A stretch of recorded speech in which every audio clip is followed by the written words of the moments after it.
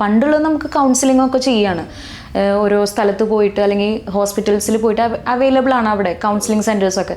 നമ്മൾ അവിടെ പോയിട്ട് കൗൺസിലിംഗ് അറ്റൻഡ് ചെയ്ത് കഴിഞ്ഞ് കഴിഞ്ഞാൽ നമുക്കതിൽ നിന്നൊരു റിസൾട്ട് കിട്ടുമെന്ന് ഉറപ്പാണ്. പക്ഷേ ഇപ്പോൾ ഈ സോഷ്യൽ മീഡിയയിൽ ഇങ്ങനെയുള്ള ഇൻഫ്ലുവൻസേഴ്സ് ഇതുപോലെയുള്ള വീഡിയോസ് ഇട്ട് നമ്മളത് കണ്ട് അതിൽ ആകൃഷ്ടരായി ആ വീഡിയോസിലൂടെ നമ്മൾ എന്തെങ്കിലുമൊക്കെ ചെയ്ത് അതിൽ നിന്ന് റിസൾട്ട് കിട്ടും. അല്ല, നമ്മൾ ഇങ്ങനത്തെയുള്ള വീഡിയോസ് കണ്ടിട്ട് നമുക്ക് അതിൽ നിന്ന് റിസൾട്ട് കിട്ടുന്ന ഉറപ്പാണോ? ഇതിൽ നമുക്ക് നല്ലതും ചീത്തയും ഉണ്ട്. എല്ലാവർക്കും അനുഭവം ഉള്ളവരുണ്ട്, ഇല്ലാത്തവരുണ്ട്.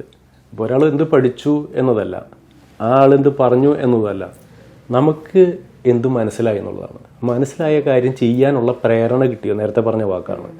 ഈ ചെയ്യാനുള്ള വിശ്വാസം വന്നോ. ഏറ്റവും വലുത് സ്ട്രാറ്റജിയാണ്. എല്ലാത്തിനും പ്രവർത്തന തന്ത്രമുണ്ട്. ഒരു കാര്യം ചെയ്യുന്നതിന് മുമ്പ് മനസ്സിലുണ്ടാക്കുന്നതാണ് തന്ത്രം. അത് പ്രവർത്തന തന്ത്രമായിട്ട് മാറണം. അപ്പോഴേ അത് ചെയ്യാൻ പറ്റൂ.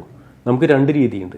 ചില കാര്യങ്ങൾ നമുക്ക് എളുപ്പം ചെയ്യാൻ പറ്റുന്ന ഒരു തന്ത്രമുണ്ട്, ചില കാര്യങ്ങൾ എനിക്ക് പറ്റില്ല, കഴിയില്ല എന്ന രീതിയിലുള്ള തന്ത്രമുണ്ട്.